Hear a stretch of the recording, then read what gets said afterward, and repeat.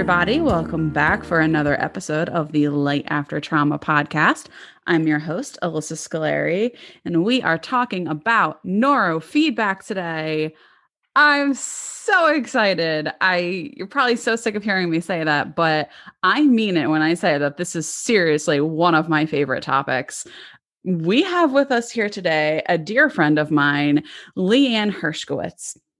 So Leanne's passion has always been working with adolescents and young adults. Combined with her passion for the outdoors, she became a wilderness instructor in 2004 for youth and adolescents in northern New Jersey. She then decided to take those combined passions a step further and pursue a career in counseling. Leanne received her undergraduate degree in psychology from the College of New Jersey. Woo, woo. You know I went to TCNJ too, right? Mm-hmm. And then she got her master's degree and educational specialty at Seton Hall University. Leanne knew at this point that she wanted to find a place where she could hone her craft while gaining more experience integrating innovative approaches. This took her to a residential treatment center in the Midwest where she specialized in the treatment of trauma, adoption, and attachment through advanced training in dyadic developmental psychotherapy, as well as animal-assisted and adventure therapy. Leanne has completed her certification as a therapy dog handler team with her cockapoo, Harley. Leanne has since furthered her understanding of neuropsychology and treatment of developmental trauma, as well as other diagnoses, with the addition of neurofeedback to her practice. She is mentored by the one and only Seaburn Fisher, author of The Fear-Driven Brain and renowned neurofeedback trauma specialist. She is currently pursuing her board certification in neurofeedback. Leanne, welcome. Hello. Thank you. It's a pleasure to be here. I am so happy to have you on here. To the listeners out there, Leanne has played a major role in my recovery from complex PTSD, and we'll definitely get into that. But I'm going to turn it over to you first. So can you, I guess my first question for you would be, what is, because you talked in your bio, you use the term like developmental trauma. Mm-hmm. What exactly is developmental trauma?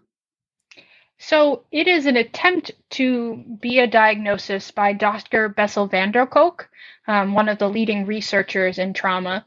It is really designed to replace, in some ways, complex PTSD, RAD, a host of diagnoses that really are not real great and don't really represent what people are going through. Developmental trauma is, if you Google it, you can see the beta test version. It actually has enough research support to be a DSM diagnosis, but they told Bessel when they were putting out DSM-5, they have too many anxiety diagnoses, they don't need another one. And so it was excluded. That, he talks about it.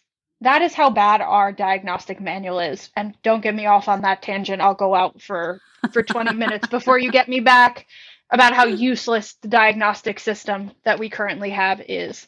But this is actually attempted a pretty decent diagnosis that has different categories of impact of trauma, on relationships, arousal, which is mood regulation, not the sexual kind. Things like that. So development, and it's also historical about what the person's experienced.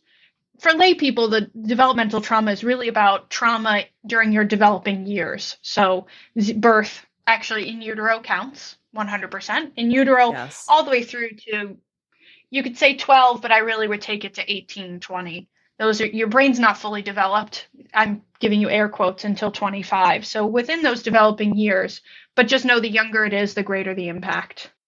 That's developmental trauma. It's basically this form of, or another way of saying complex trauma. Exactly. It's just a flushed out diagnosis that's not about necessarily flashbacks. It's about kind of the whole constellation of symptoms that people with complex trauma tend to see. Yes. Right. And the difference being, and for the listeners out there, if you want to learn more about developmental trauma or complex trauma, head back to some of the earlier episodes. I think it was maybe episode either 2 or 3 where I break down kind of what exactly complex trauma is, but it's so different in the sense that somebody can experience one traumatic event and develop PTSD, but it's a whole different ball game when you have significant, long-lasting trauma in your developmental years. It fundamentally changes your brain. changes. Exactly. Hence, neurofeedback. So one of the questions I have for you is, how did you personally stumble upon neurofeedback? So I was first introduced to neurofeedback when I worked at Kalo in Missouri, Change Academy, Lake of the Ozarks, which is now owned by a giant conglomerate. But when I worked there, it was just one tiny little company with like 20 students. And they had neurofeedback there. But the clinicians didn't do it. They had technicians who were supervised doing it as like a separate thing. And so I kind of had a rough idea that it was there. We had kind of always said like, oh, when we get some downtime, I want to try it. But if you ever worked in residential or been to a facility of such, there basically is never any downtime. You're always working and working too many hours. Yeah. So I just kind of had an awareness of it. And then I got very lucky that when I was leaving Kalo and coming back to New Jersey, I made contact with a clinician named Kate Langhart. And she said, hey, you want to come share some office space? I'll help you get started with your own practice. And that's a whole nother story, how I became a business owner when I never planned on it. But she did neurofeedback. And the more she told me about it, the more excited I got. The more I felt with the students I worked with that I was trying to regulate their nervous system, their emotional regulation in our sessions with my own nervous system. And that was burning me out too. I was exhausted from it because you do regulate your children that way, but you're really not meant to regulate 25 adults or young adults that way every week. Yep. It's running your motor too much. And so I was experiencing that fatigue, but it also wasn't very effective because it only really worked when they were in the room with me. So she was like, come on, you got to try it. And so eventually I went and did my introductory course and it's been a love story ever since. I feel like that's exactly what it is with neurofeedback. I mean, so you and I met probably coming up almost on a year because we had a mutual client and yes, we had, a suffice mutual to say, family. Mutual family. Exactly. And there was something that you had mentioned to me when we were talking about it, this concept of neurofeedback. I had never heard of it before. Absolutely didn't know a single thing about it. And you had told me, this was the first time that we met, you were like, you need to go and read Seaburn Fisher's The Fear-Driven Brain. And I was like, I'll do that. So I downloaded it on Audible and spent, because the book is so dense, it took me a while to... Wonderful, though. Wonderful. Took me a while to get through it. But with every passing hour that I listened to that book, I became more and more excited. And there was something inside of my body that was like, this is the piece that has been missing to my treatment and my recovery from trauma. And just kind of like you, it's like that love at first sight. So something I stumbled upon thanks to you. And I guess, could you explain, because I still have a hard time doing this.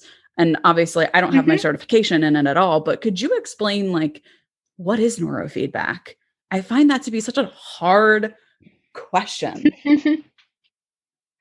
So the way that I start explaining it is talk about biofeedback, because that's a concept that most people have been loosely exposed to, which is the idea that you can change your heart rate and your breathing rate at any point in time.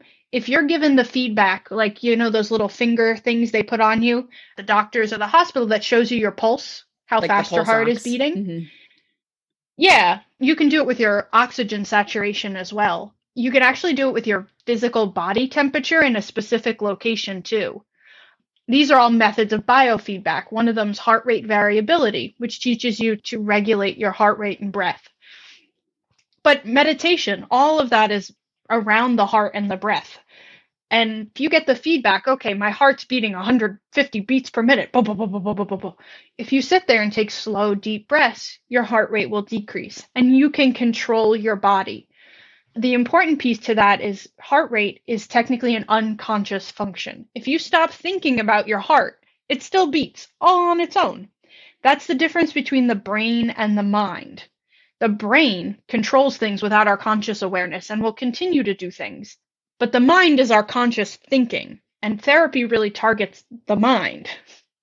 But truthfully, most of what we deal with, especially in trauma, is controlled by the brain, the unconscious parts that we don't have access through talk. So just like you can learn to use the feedback of seeing it on the screen, okay, my heart rate's 150, I want to make it, 90. The same we can do for your brain. So we put sensors in specific places to target specific brain parts, and that piece gets very complicated. But then we put feedback on the screen, and your job is to change the screen, change your feedback. You can think of it like graph bars. You want to make them smaller or bigger, depending on what we're trying to do. And that's actually you changing your own brain. Now, it's not as a conscious process to do that. You actually just sit and relax and let your brain kind of do the work because it wants the reward. It uses learning principles that way. And then your brain, which is ever seeking kind of a positive state, will try to figure out, how do I get the reward? And it will make the internal changes to get there. It does always help to relax and take deep breaths because generally that's what we're trying to encourage. But yeah, hopefully that's a good start to explaining it.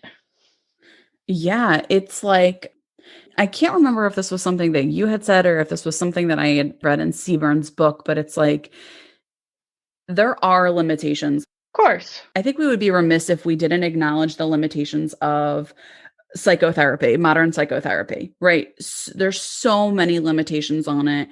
Just one of them Outcomes being, haven't changed in 40 years. We've done right, thousands of hours of research, and our outcomes are no better than they were 40 years ago. right. There's no real progression in the field. It kind of just is what it is, and we've stalled in terms of psychotherapy. And while it can certainly be helpful, it does definitely, some people need to be in therapy for the rest of their lives. It can be expensive. It can be time consuming. It can also be re-traumatizing. And it's so much work on, like you said earlier, the therapist, because a lot of what, especially when you're dealing with developmental trauma, the brain is formed in a way where you grow up not really learning how to regulate your nervous system. So the job of the therapist is to co-regulate and help you regulate. But when we're seeing 25 people a week roundabout, it's like, well, what happens to our nervous system as therapists? Right. And you're not in the developmental stage where co-regulation makes as much of an impact. I think it does still make an impact, but co-regulation is the developmental task of toddlers. You are no longer a toddler. So one, your system is much larger and has much more complex problems. So me regulating a toddler does not tax my nervous system in any way that it does. And I know this, I do it with my niece all the time. It doesn't tax my nervous system in any way that co-regulating a full-grown adult does. Mm-hmm. And it's not as effective because you're not in a developmental stage. You're a full-grown adult. Your brain is using it in the moment. I don't think it really absorbs it in a sense that it helps you change your brain. I mean, maybe over thousands and thousands of experiences, sure, but I don't want to say it's futile. I don't think it totally is. But its ability to create an opening for the brain and the attachment and regulation system to change with talk therapy alone is quite long-winded. But yes, what I love about neurofeedback is how it pairs with talk therapy, because I can get a lot more done in talk therapy when neurofeedback is the regulating agent and I'm just the helper. And I love that pairing. Yes, because it makes it so much easier on your nervous system as the therapist, but it also provides personally, it provided quicker relief than what I was getting in therapy. Like years of therapy, but then after one neurofeedback session, I could feel a When you came to change. my house that first time? When I came to your house that first time, which was the best decision that I ever made. I think neurofeedback itself, because of what it looks like, the sensors on the brain, people have concerns about it. It kind of looks a little bit scary. So for whatever reason, the therapist I had at the time was just like, don't do that. Obviously, I'm no longer with that therapist. And as a disclaimer, if any therapist tells you not to do something, get up, walk out of their office, or shut the computer and don't ever look back, because therapists don't tell you what to do. But that's for another day. So for whatever reason, right? So for whatever reason, like that therapist was like, don't do it. And I was like, but something in my gut was like, I really want to do it. So I went and I did it. And so the first experience I had, I think what did I do? 6 minutes?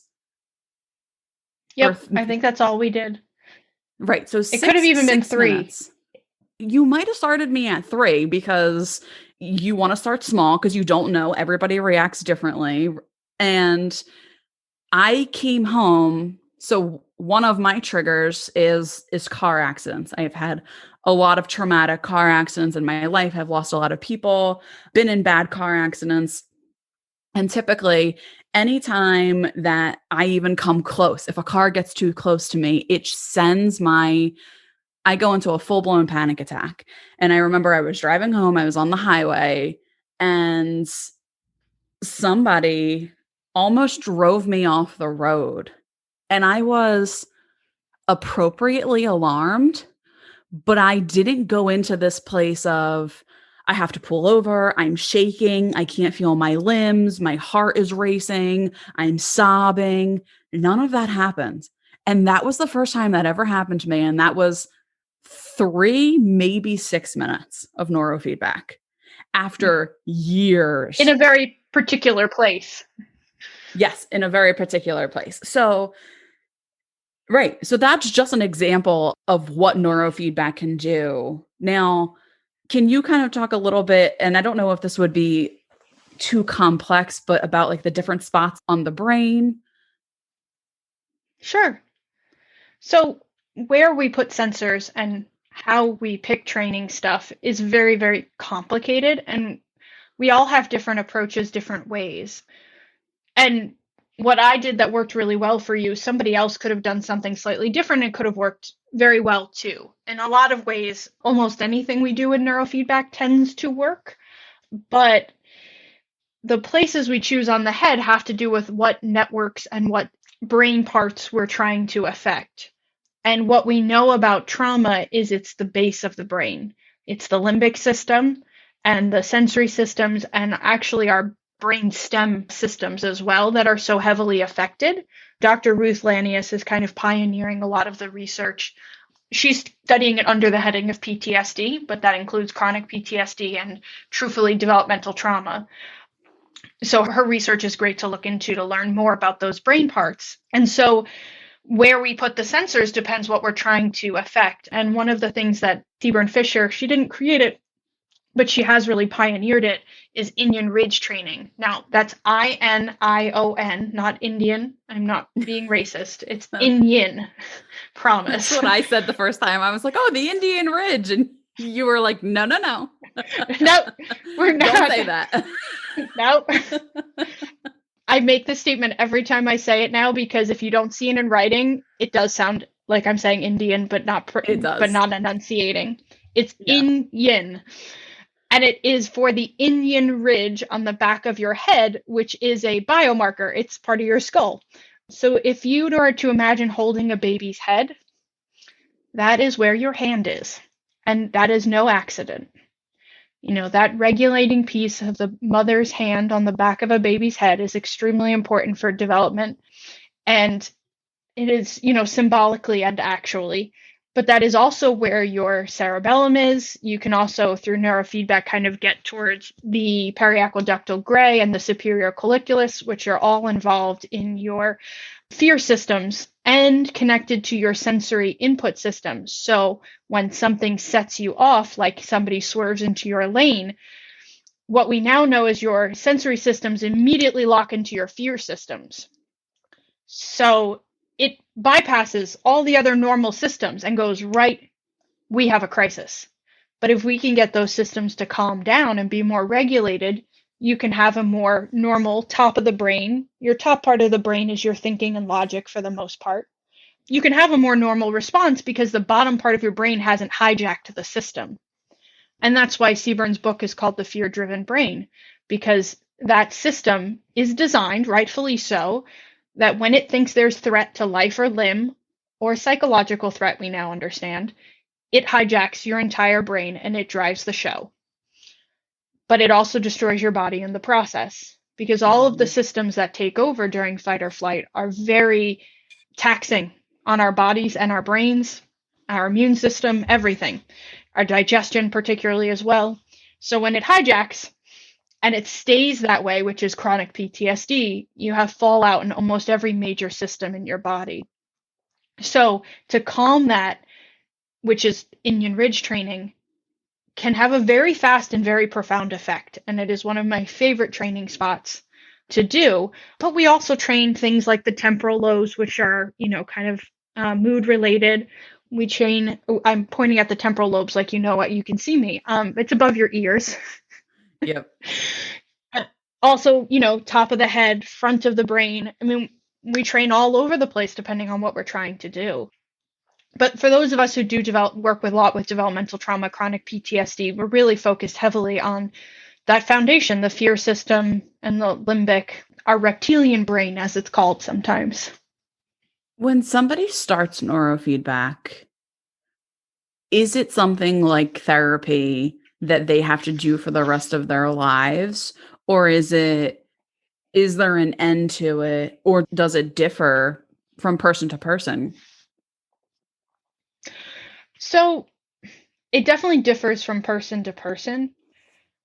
We are still gaining the tools in neurofeedback to fully understand what we're even doing in the brain, because neurofeedback is putting sensors on the skull, on your head. We're not inside your brain. So it's like putting a microphone on the roof of a church and figuring out what's happening inside the church from the roof, or the side doors or the windows. You get what I'm saying. Yeah. Now with fMRIs and diffuser tensor images, we're starting to get a picture of the inside of the brain before and after neurofeedback. Dr. Ruth Lanius does a study on alpha down training, which I get into more on my Instagram. And she was able to do before and after. And what she found out was that training actually affects an entire neural network that we've never known it did. We only know what symptoms it changes. So we know when we train at Indian Ridge that we get vagal nerve function improvements, we get emotional regulation, we get lower fear responses. We do sometimes get grief, but controlled grief responses. We know what it usually affects those spots and what brain parts we think we're affecting. But until more fMRI research is done, we don't actually know what we're affecting. So now I'm trying to remember your question. I was going roundabout to it and then I forgot it. It's fine. So I was asking, is there like an long term point to it? Yeah. Like, is this something that people have to do for the rest of their lives? So right now, people do tend to probably do more than they will 10 years from now, because in 10 years, we will know so much more about what we're doing that we're going to tailor what we do, very individualized medicine, that it's going to work better and faster. And we're on that road already. Right now, though, it usually takes people, like you ended up getting lucky that the first neurofeedback person you met was one who happens to do the specialty for what you were struggling in. Yes. But other people don't. Sometimes they go to a practitioner who does lots of just ADHD and regular anxiety, regular depression. Not that those can't have challenges too, but it's a very different brain, and they'll have an experience where it can actually make them worse, not better, because the person doesn't understand the traumatized brain. And so sometimes it takes people 2 or 3 tries, practitioners, to get the right approach. And then there are complex conditions that neurofeedback can affect. There are things more complicated. So In a general sense, it's typically, if you're doing kind of run-of-the-mill normal neurofeedback training for developmental trauma, complex PTSD, you're looking at probably a year to 2 years of really solid training to get to a very good place. Mm-hmm. That's more cost effective with home use than in the office. Yeah. If you're, I'm working with Dr. Rob Coben to do what's called multivariate coherence training, which takes a brain map. So there's more upfront cost, but it works in 12 to 18 sessions, and you might need 2 or 3 brain maps and rounds, but you do it twice a week. So that's less than a year. Profound changes. Yes, I have a client right now who she did the brain map, which is quite literally what it sounds like. It's like the map of your brain that tells them exactly kind of what work needs to be done and what parts of the brain. And she has been doing it for less than a year, twice a week. And I mean, in terms of her nervous system, I see zero anxiety, got out of an abusive relationship, like Awesome. just life-changing. So really what you're Yeah, saying is it absolutely depends. Depends on the it clinician, does. depends on the person, depends on Depends everything, on the really. complexity of the issue. It also depends on comorbidities with physiological issues. Like I've been Mm. battling toxic mold exposure and a tick parasite, and that has really complicated things. Heavy metal exposure, different things in your environment, diet, all that stuff can also slow down the progression because your immune system is active in your brain. The old thinking that your immune system does not go into your brain is not true. New research indicates your immune system goes in your brain. Mm-hmm. So what's happening in your body deeply affects the ability for your brain to regulate and heal itself. Yeah, that makes a lot of sense. And the more that I've learned about neurofeedback and all the ways it has helped me, and it truly has helped me from my sinus symptoms to being able to get off all of the medication that I was on to just all of the flashbacks. It has helped so much. The one thing I always wonder, and I think I have some of my own theories about this, but why is this not a more and I think we might have we might have the same exact theory because we might have talked about this before, but why in the hell Mm-hmm. isn't this blasted everywhere? Well, the conspiracy theory is because pharmaceutical companies run our industry, and this makes them no money. Yes. But somebody's going to come for my head for saying that one out loud, but I'm going to say it anyway because it needs to be said. And I'm not important enough for anybody to come for me. I mean, But right. Go ahead. so I think that's the easy answer. It's not the full answer. Mm-hmm. We also don't have the technology to prove what we're doing, which makes people a little scared of it. Right, because a lot of it is mostly theoretical right now. Yeah. I mean, we have EEG, which is reading the brain waves, reading the electrical activity from the top of the church, the top of the head, or all over the head, but we can't go cutting people's brains open. And the double blind kind of gold standard is very expensive. So our research studies tend to miss the mark. I mean, we are getting there. Like Dr. Ruth Lanius has a lab in Canada, which is funded. So they're able to do double blind control studies. But that's very rare in neurofeedback research because, like, my software company, the EEG store, is very small. They don't have research money. In fact, they don't even have any funders. They just have clinicians buy their stuff. That's how they get money. So who's going to fund a double-blind research study of 1,000 participants? Nobody. Right. The field doesn't have that kind of money, and we don't have the backers get that support. So insurance companies, it's a crapshoot whether they'll reimburse for it. Certainly very rarely covered in network, if ever. Out of network's a crapshoot. So I think these obstacles to getting kind of official recognition make it harder to get it out to people. And then implementing it requires clinicians to go from psychology, like me, to applied neuroscience. and Yeah. a lot of applied neuroscience.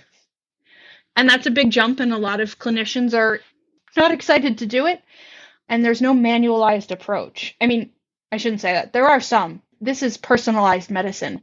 It shouldn't be manualized. It needs to go through a human brain, not so much a computer system. Right. Right. It can't be manualized. There's too much to take in. A computer just can't do the work that a human can do. Exactly. So that is the list of problems, and I could probably come up with some more that makes this not more widely available. It's also expensive. The equipment's not cheap. Right. I was going to say that's the other thing is it can be rather expensive.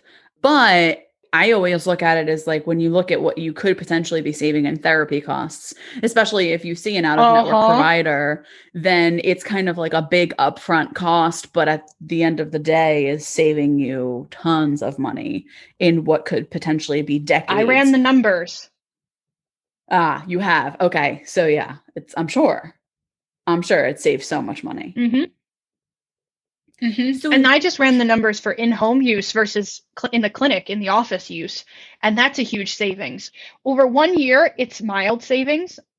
Over 2-3 years, depending on how you end up using it, it's huge savings. And then if you're not having to go see a therapist more than once in a while, that's another huge savings on top of it. Plus medication that you're saving on, potentially other medical bills, all that stuff. Right. Because for me, as I started to do neurofeedback, I was able to come off all of the medications, the psychotropic medications that I was on, because my brain started to finally fall into place. And I haven't needed the medication anymore. And I just want to clarify, when you say at-home use, what you mean is it's a possibility for people to find a clinician who will authorize them purchasing the equipment and will see them throughout it. This is not something people can go out and just buy on their own. With the system I use, that's correct. There are systems you can buy yourself and try to DIY it. If you have trauma, I strongly don't recommend that. It will most likely not go very well. Yeah. But yes, you do, for in-home use with trauma, you want to be, whatever system, I use Eager, but that doesn't have to be, there are other systems too. You want to work with a provider who has spent their career understanding the effects of trauma on the brain, because the ways it goes haywire are going to be worse than what you're already dealing with. So yes, definitely, it's not a DIY at home. It's a clinician who sets you up and checks in with you and makes sure everything's going well and makes changes. You just do the actual put the sensors on and stuff at your own home. And you can do it 2 to 3 times a week in your own home, rather than having to come into the office and pay for my time 2 to 3 times a week. Right. Now, so for the listeners, if somebody's listening at home and they're like, okay, this sounds amazing, I really want to do this, what's the first step that they take? Do they just kind of Google like neurofeedback clinician near me? Is that what they would do? So that's the biggest gap. It's one of the big gaps in our field right now, especially in trauma, is we don't have a listserv of trauma clinicians, trauma-informed clinicians, which I'm actually starting to work on a Google form that everybody I know, and we can pass it on, can add their information in so that that can be available. Right now, it's a lot of word of mouth. If you're in New Jersey, you can certainly contact me. The hard part is in the US, we can't practice in states we're not licensed in, not for trauma. Mm-hmm. So that makes things extra complicated. You can go on bcia.org, and that's a listing of board certified neurofeedback providers. And you can ask them about their experience with trauma. Are they aware of Seaburn-Fisher? And try to gauge their responses. Okay. As a trauma-informed clinician, if somebody says, oh, I don't believe in her approach, that stuff is bunk, I go somewhere else. They should at least have an acknowledgement and understanding that she knows her stuff. Yes. I've only run into that once, but you never know. So that Eager had a clinician listing as well, but over the pandemic, they're trying to revamp a bunch of stuff. So that's not up and running right now. Okay. So I will be honest that is one of the biggest challenges. that's one of the hurdles. We're not an organized field. Well, it's still so new. It's still so new. I can't wait to get It's certified. been around for 30 years. Yeah, but you know what? How long has psychotherapy been around? It's been 40 years since we've made any kind of progress in psychotherapy. So, well, psychotherapy's been around since Freud. I don't know. Did it come before Freud? How long ago was that? I don't know. But 30 is still relatively new in this world. But I truly think it's that our generations, you know, us, I hate to say I'm a millennial because I really am at the very cusp of that. But we're comfortable with technology. It's not weird to stick things on our heads. Like, we've been poked and prodded and tested, and we stick phones and all sorts of devices on ourselves all the time. So why not fix our brains that way? You know, I think that it's not hijacking your medical treatment. There's a term for, you know, biomedical devices that we're all comfortable with now. I think it's biohacking ourselves is what it's called. And millennials and younger are very much more comfortable with that than other generations. Yeah. Yeah. We're more comfortable with technology.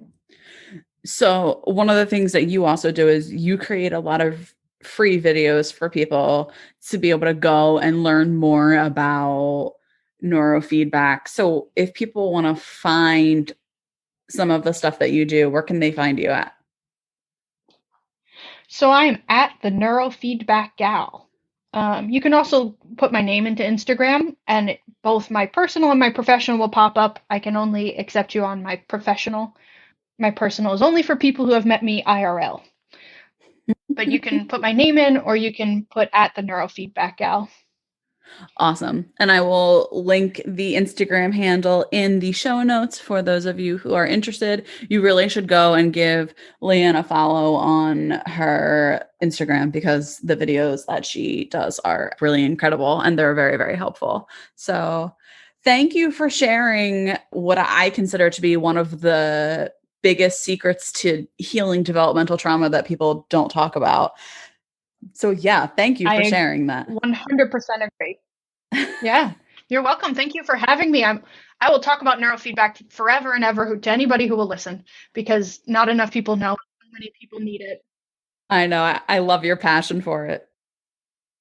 Thanks for listening, everyone. For more information, please head over to lightaftertrauma.com, or you can also follow us on social media. On Instagram, we are at lightaftertrauma, and on Twitter, it is at lightafterpod. And if you're on Facebook, please be sure to join our Facebook group. It is a private community where trauma survivors are able to connect and chat with one another. That Facebook group is called Light After Trauma, so just look us up on Facebook and be sure to join. Lastly, please head over to patreon.com/lightaftertrauma to support our show. We are asking for $5 a month, which is the equivalent to a cup of coffee at Starbucks. So please head on over again. That's patreon.com/lightaftertrauma. Thank you, and we appreciate your support.